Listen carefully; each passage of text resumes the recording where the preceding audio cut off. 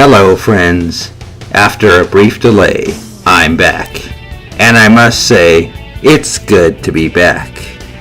Down to business, it's time, once again, to take a look at the things that make you go,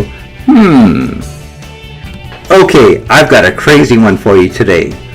Just this morning, I read the news that Resident Evil and Onimusha composer Mamoru Samuragochi has admitted that for the past 10 years, somebody else wrote his arrangements. Yes, you heard that right, 10 years. This includes what is considered his pinnacle achievement, a piece titled Hiroshima Symphony, dedicated to the lives lost during the 1945 atomic explosion.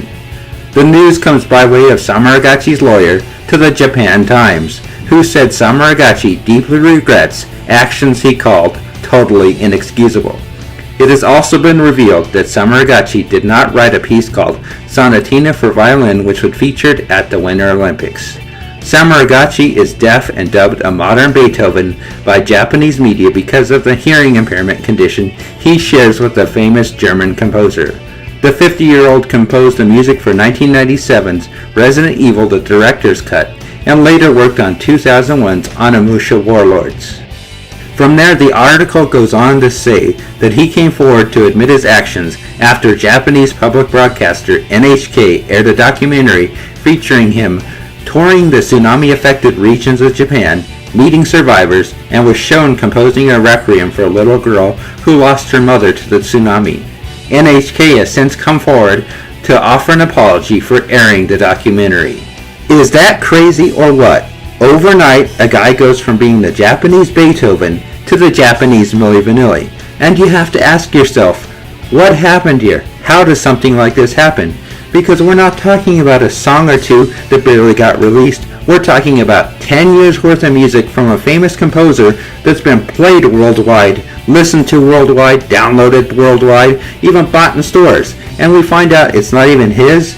Now when I think about it, I can only see two possibilities from this, and neither one of them sounds very positive. The first possibility is that Samuragochi got too famous too fast, and that pressure of being labeled as the next Japanese Beethoven was just too much for him to shoulder.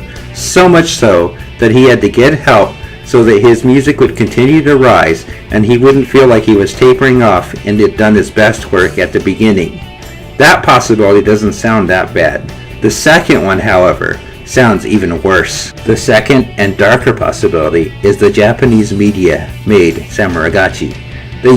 He might have done some good things, even some great things early on, but what they saw was a star they could build on, somebody they could label as this Japanese Beethoven and not really have to worry about it because all they needed to do was keep making great music, get him some help, and then this image would just go worldwide and they could make a lot of money off of.